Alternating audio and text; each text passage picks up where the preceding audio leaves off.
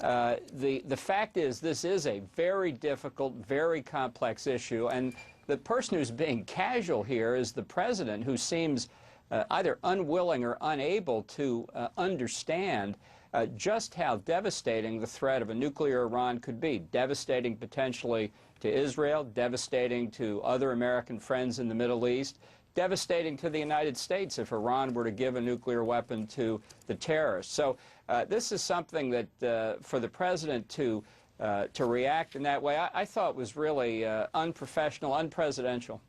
Ambassador, one other question for you. As you watch this GOP field, and you considered getting into this race at the very beginning, as you look at this GOP field, I guess with the exception of Ron Paul, who's been, very unlike the other three, obviously, when it comes to foreign policy, in particular on the issue of Iran, do you see a material difference between Romney, Santorum, and Newt Gingrich on this issue?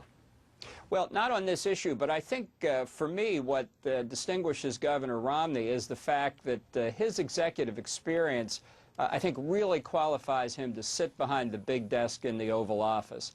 When these hard decisions have to be made, that is really the test for me, and I think that will be a difference. I think the American people, they don't get into the weeds on foreign policy, but they see foreign policy as a surrogate for the quality of leadership and judgment and resolve.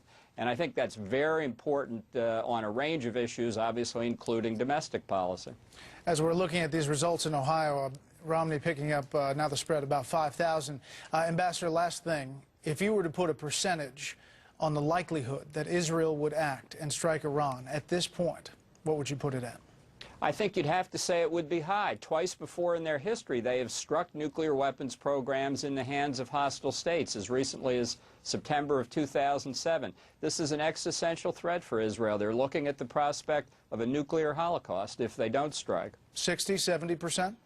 I'd say it's that high, yes. Ambassador, thank you very much for your time. Thank you.